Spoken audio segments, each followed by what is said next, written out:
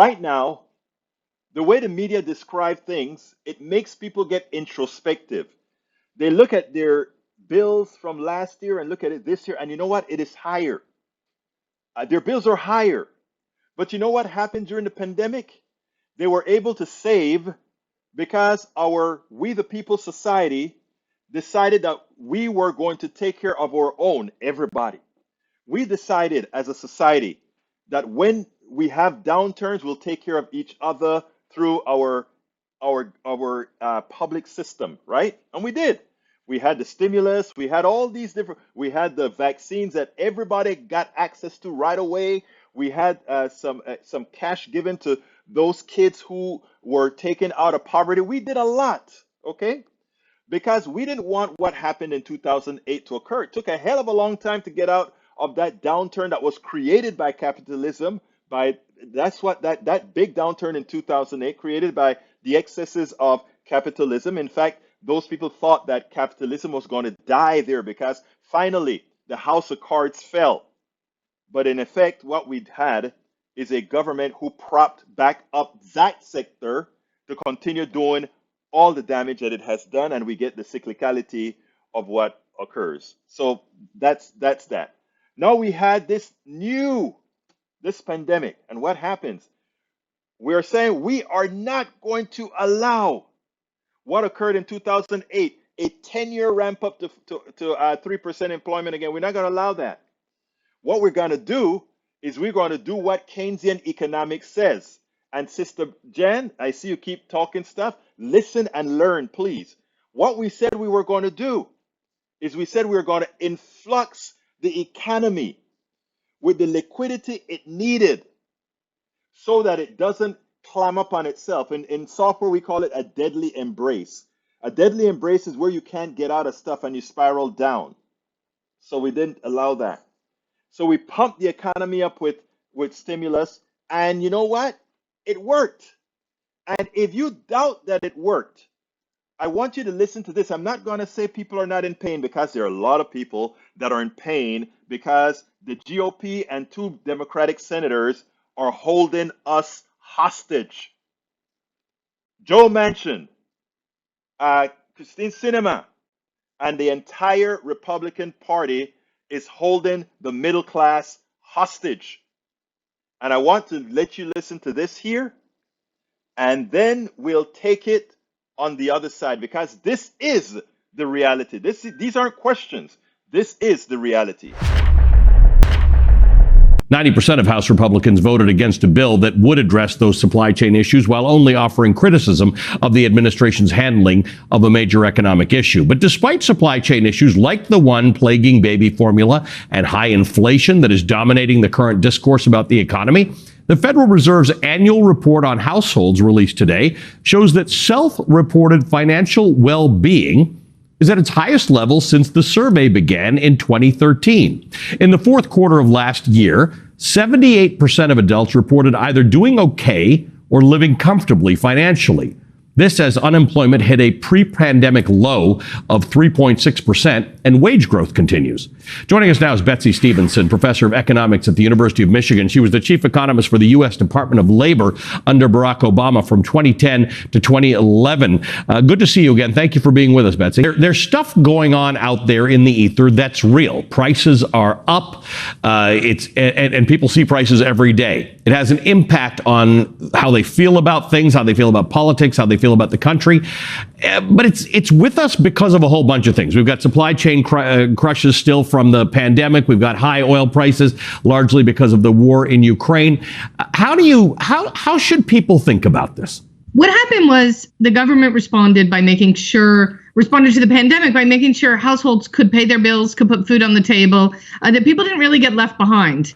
And it worked. You know, if you look at the 2008 recession, it took us 8 years to get unemployment below 4%. We were able to do that in less than 2 years this time. And what we've seen in this recent survey is that people took some of that extra money they were given and they said, I don't need to spend all of it right now.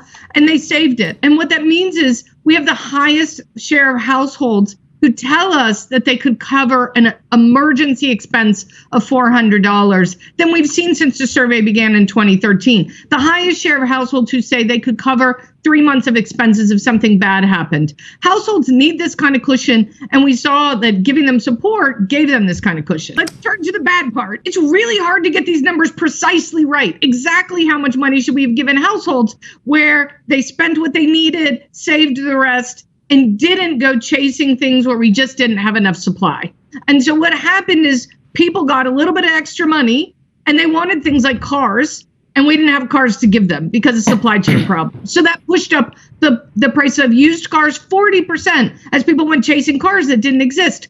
Millennials started feeling more comfortable. Maybe it's time to buy a home. We didn't increase the number of houses available. We had low interest rates. People had a lot of money, pushed the prices of houses up. We also had people trying to relocate around the country because they were able to work from home for the first time. Again, recent research showed that being able to work from home is responsible for a large share of the increase in housing prices as people sort of moved and reshuffled around to take advantage of that. So we have a problem, which is supply constraints mean that sellers can't respond as quickly as they normally do to increase supply. And we've got all of these households that have a lot of cash. The end result is inflation. That's not the biggest reason we have inflation, though. The biggest reason we have inflation is energy prices, and that's on Putin. The biggest cause of inflation is, in fact, energy prices that falls through. And then here's what the killer of that I want to mention. The energy prices are not high because of shortages. It is high because the companies have pricing power. It's high because we have a lot of excess global oil floating on super tankers around the world, with oil companies pressuring their politicians not to allow that oil because they came from the wrong countries, right? So let's be clear here. This inflation is manufactured. Are there shortages? Yes. Are there shortages on enough things to create a generalized high inflation? No. Oil should not be at the price that it is. That would have dropped in inflation. Food should not be at the price that it is. That would have dropped inflation. And also, we should start making the capitalist system pay for its fraudulent behavior. They're the ones who decided to underpay American workers or not pay American workers and move their production overseas, and at the same time use just-in-time inventory, which means that with just-in-time inventory, if there is a slight delay, a pandemic, a large delay in this case, or any one of these disruptions, you affect the entire supply chain. That isn't on government, that is on the private sector. That isn't on government. That is what they decided to do. The private sector, the corporatocracy, because of all it seeks is profits without humanity. And I'm not even overblowing this. That is what they do. Solution is either disrupt it and have true free enterprise, or institute such strong regulation that X amount of product has to be created in country. Create all kinds of regulations that forces us not to fall into the trap that private sector puts us in. We spend a lot of time deconstructing the news, trying to parse it into a form that everybody can understand. We try to find those little nitpicks where it flies above the fray, etc.